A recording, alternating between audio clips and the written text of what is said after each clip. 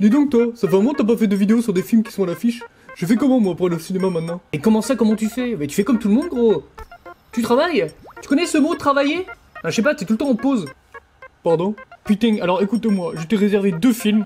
Tu vas aller les voir, tu vas en faire une vidéo, et tu vas pas venir chicaner. Ça va, respire. C'est 2 films français. 2 films français? Dans la même vidéo?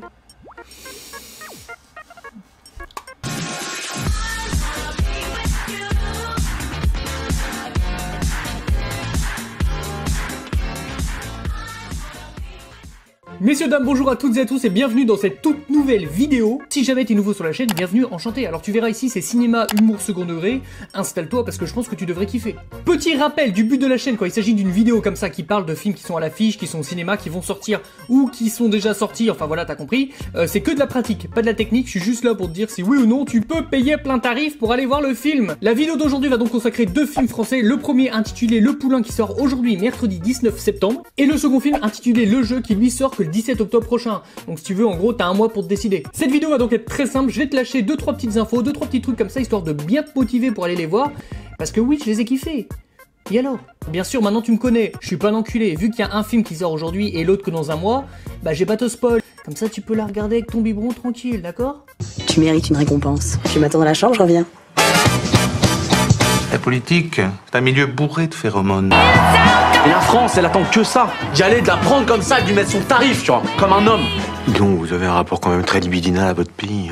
Je vais mettre tout de suite les pieds dans le plat. Au début, j'ai eu quelques réticences. Ah bah forcément. Déjà en 1, c'est un film français. 2, le réalisateur d'habitude, c'est un mec qui fait des bandes dessinées. 3, quand tu regardes la bande-annonce, tu comprends clairement que le film parle de politique. Et moi, la politique... Tout de suite, le speech du film. Arnaud Jaurès, 25 ans, novice en politique, intègre par un concours de circonstances. Alors... j'ai précisé tout de suite, un concours de circonstances, rien à voir avec un concours hein, ou un examen, d'accord? Pas un concours de circonstances, l'équipe de campagne d'un candidat à l'élection présidentielle. Rien que ça, d'accord? Il devient l'assistant d'Agnès, une femme de pouvoir et d'expérience qui l'attire et le fascine. Il observe les coups de théâtre et les rivalités au sein de l'équipe, abandonnant peu à peu sa naïveté pour gravir les échelons jusqu'à un poste très stratégique. Tu dis quoi? Un film sur la politique? Ça t'emballe pas? Ah non, mais moi non plus, je te rassure, hein. Je te l'ai dit tout à l'heure, quand j'ai vu la bande-annonce, j'ai fait merde. La politique? Jamais, non, no way, nine! Et au final, il est bien. Il est même très bien. Alors moi je mets pas de note, hein. Je te dis juste oui ou non si tu peux aller le voir, et là je te dis oui, va le voir. Alors si t'as peur d'être largué sur les termes un peu politico-politique et toute cette atmosphère-là, je te rassure tout de suite, le film il est très marrant. Tu vas te fendre la gueule, enfin moi j'étais mort de rire. Donc si tu veux, ça compense. Il y a un minimum aussi. Ça permet de faire ressortir son civisme un peu. C'est quand, tiens, la dernière fois que t'as voté par exemple? On va prendre mon exemple, d'accord? Moi la dernière fois que j'ai voté, un moment important pour que les choses changent, que ça évolue, bah c'était sur Twitter, pour que Benzema fasse la Coupe du Monde. Résultat des courses? D'accord, mais Olivier, les champions du monde? C'est pas faux. Ma question est simple, vu que c'est un film français, dois-je obligatoirement me brûler les yeux avant d'aller voir le film? Pour ceux qui savent pas, des yeux c'est ça et ça. Merci Fred pour cette question, et on sait généralement que quand les mots français et bon film sont dans la même phrase, ça signifie souvent que tu vas signer du nez. Mais sois rassuré, le film est loin d'être dégueulasse, bien au contraire. Tu m'attendais tellement à que dalle, que j'étais agréablement surpris, et toi ce sera sûrement pareil. Donc si jamais dans les semaines à venir, t'as rien à regarder, t'es pas chaud, t'es comme ça, t'es gloomy, t'es en flex total, va le voir, je t'encourage. Allez, prends tes places, t'attends quoi? Moi la politique ça m'emmerde, rassure-moi, on va se marrer pendant le film quand même. Tu sais quoi mon Fred, et à vous aussi, je vais vous faire une petite confidence. C'est le film où je me suis le plus marré au cinéma cette année.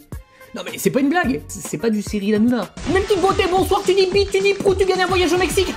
C'est quand même un petit peu plus subtil, je te l'accorde. Un dessinateur de bande dessinée qui fait un film? Mais ça part en couille. Si tu veux, je te montre si j'ai mis un slip sous ma blouse. Alors vu que j'ai eu la chance d'aller voir le film en avant-première, le réalisateur était là et il a pu enfin nous expliquer le pourquoi du comment. Comment on passe de la bande dessinée au cinéma, surtout sur un film politique, c'est... Tu vois. Et c'est là où ça devient hyper intéressant, parce que si tu veux, une fois que le mec il t'explique pourquoi, bah tu te rends compte que c'est pas un lapin de 3 semaines. Bah c'est qu'il a passé une grande partie de l'élection présidentielle de 2012 avec l'entourage de François Hollande. Il était même auprès de lui au moment du sacre ultime. Donc là si tu veux, si tu doutes de la légitimité du mec, bah, c'est mort. Là, il sait de quoi il parle, le gars, d'accord? Bon, après, on se doute bien qu'en 1h30, tu peux pas tout montrer. Mais c'est bien fait. À l'écran, ça passe. Par contre, je te préviens tout de suite, parce que je te vois venir, c'est pas parce que le mec, là, il a passé du temps avec François Hollande qu'il en a fait un film, que toi, tu dois faire forcément un film sur l'élection déléguée de ta classe, parce que ton meilleur pote a été élu. On s'en branle. La voilà la recette pour réussir en politique. La cocaïne. Et hop, une petite dose pour Tata. Merci Fred, ça on le sait déjà. Si tu veux, c'est impossible de croire qu'aujourd'hui, si tu veux faire un parcours ou une carrière en politique, tu réussiras uniquement grâce à ton travail et la sueur de ton front. Il y aura d'autres choses à faire. Faudra passer sous le bureau. Donc forcément dans ce film, on est témoin de multiples magouilles. Et quand je dis multiples, attention, hein, c'est tarif obligatoire. Y a pas un personnage qui mange pas un truc dans la gueule, d'accord? Mais en même temps, on a un petit côté sadique. On va aussi voir ce film pour ça. Donc t'es là, tu te marres, t'es content, c'est très drôle. Pourquoi? Parce que le mec, il vient de se manger une magouille éclair dans la gueule, il a rien vu venir. Et en même temps, t'es là, what? Ça se passe vraiment comme ça en politique? Y a pas quelqu'un qui peut faire quelque chose? Alors je le reprécise quand même, en 1h30, c'est sûr que tu peux pas montrer toutes les magouilles qui existent depuis l'histoire de la politique, parce que mon dieu, il y en a tellement. Je te préviens, si les acteurs sont dégueulasses, tu joueras au bilboquet avec mes couilles. Je vais juste attribuer 2 mentions spéciales. La première, Alexandra Lamy, qui semble être au top du top ces derniers mois. J'ai vu 2-3 films d'elle récemment. Je sais pas, plus ça va, meilleure elle est. Donc écoute, continue. Hein. Et la deuxième mention spéciale, c'est pour quelqu'un, là tu t'y attends pas du tout. Là c'est sûr, c'est Philippe Catherine. Philippe Catherine? Mais attends, son nom c'est un prénom? Tu connais forcément Philippe Catherine.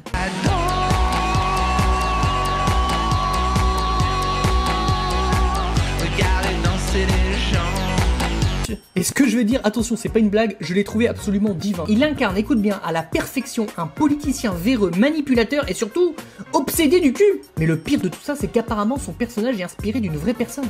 De quelqu'un qui existe, je veux dire, réellement dans la vie politique. De notre pays. Quelqu'un qui fait passer nos lois. Enfin, quand je dis nos lois, leurs lois, parce que bon, c'est comme disait Coluche, si voter et changer quelque chose, ça ferait longtemps que ce serait interdit. Film suivant! Posez tous notre téléphone sur la table, et tout ce qui arrive ce soir, on regarde tout ensemble et on lit tout à voix haute. Oh bah ce serait drôle, non? Drôle? Ah non, ça je crois pas, non. J'ai une amie qui m'envoie tous les soirs une photo d'elle. Genre? Non, c'est pour rire. Ça va pas faire rire ta femme. Vous imaginez le nombre de divorces si chacun fouillait dans le portable de l'autre? Casse-toi, je te dis! J'ai reçu un message Facebook. Quelqu'un qui veut savoir si tu portes une culotte. Faut arrêter avec ce jeu-là. Le temps d'un dîner, des couples d'amis décident de jouer un jeu. Ouais. Chacun doit poser son téléphone portable au milieu de la table et chaque SMS, appel téléphonique, mail, message Facebook, etc. devra être partagé avec les autres. Ouais, bien sûr, il ne faudra pas attendre bien longtemps pour que ce jeu se transforme en cauchemar. On peut pas dire le contraire, le concept il est vraiment marrant. Ouais, faut vraiment avoir rien à se reprocher quoi.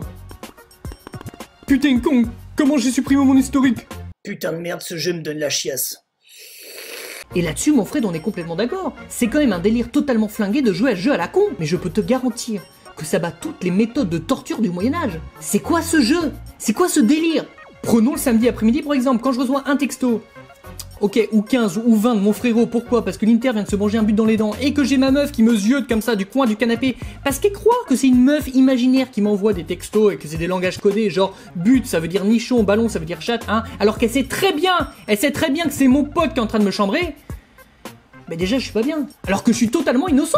Donc autant dire que j'imagine même pas un mec ou une meuf qui est en train de jouer à ce jeu tout en sachant très bien que il ou elle est coupable de quelque chose et qui va devoir le dire devant tout le monde.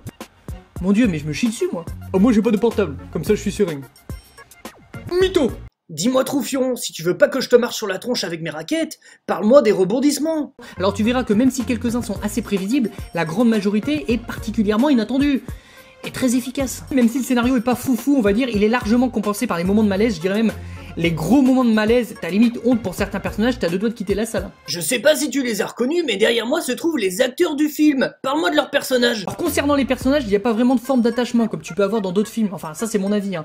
À part peut-être pour deux personnages qui ont un secret très sensible. La vérité, c'est qu'on a tous envie que les personnages s'envoient des gros parpaings dans la gueule.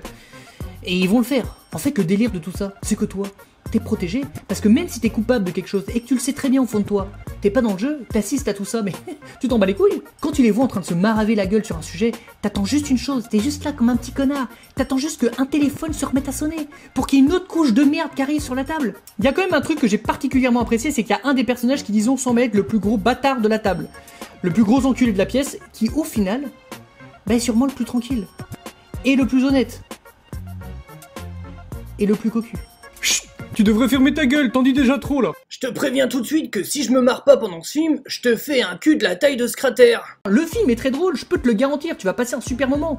Surtout vu le contexte, oui c'est marrant. Bon, c'est vrai que comme je te dis tout à l'heure, je me suis beaucoup plus marré devant le film Le Poulain que le jeu. Néanmoins, attention, c'est peut-être moi qui ai un problème. Bon, tu sais que je suis là pour te donner 2-3 trucs histoire que t'aies envie d'aller voir le film. Il y a juste 2 choses, 2 petits trucs où ça tique pour moi sur ce film-là. Le premier, c'est la fin. Alors, j'ai pas de spoil, t'inquiète pas, il y aura pas de révélation, rien.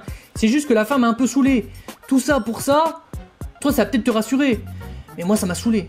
Deuxième chose où ça tique un peu, c'est qu'avant la projection du film, on a eu la chance de voir le réalisateur qui nous expliquait qu'il venait du monde du thriller, etc. et qu'il avait voulu nous faire monter en pression durant le film. Surtout avec l'idée de confinement où les acteurs sont uniquement dans la même pièce pendant quasiment tout le film. Mais au final, non. Peut-être parce que j'ai rien à me reprocher. Petit conseil, si jamais tu vas voir ce film en couple, allez-y sans téléphone, la fleur au fusil, voilà, tranquille. Pourquoi? Parce que le trajet de retour dans la voiture, ça va être interrogatoire Gestapo, ou alors silence morbide. Je sais pas c'est quoi le plus malaisant. Voilà, c'est fini. C'est tout pour cette vidéo, j'espère en tout cas que t'auras passé un agréable moment, que je t'aurai changé les idées, etc. Ça fait plaisir. Alors évidemment, tu connais les bails, je vais te demander de taffer un petit peu. Tu peux en 1 t'abonner, 2 liker la vidéo, et 3 me lâcher un petit commentaire dans lequel tu me racontes absolument tout ce que tu veux, ça me fait plaisir. Ça va pas, tu comptes aller voir le poulain, tu comptes aller voir le jeu, t'es allé les voir, voilà. C'est important de communiquer. Et t'inquiète pas, on se retrouve dans une prochaine vidéo. Kinavo.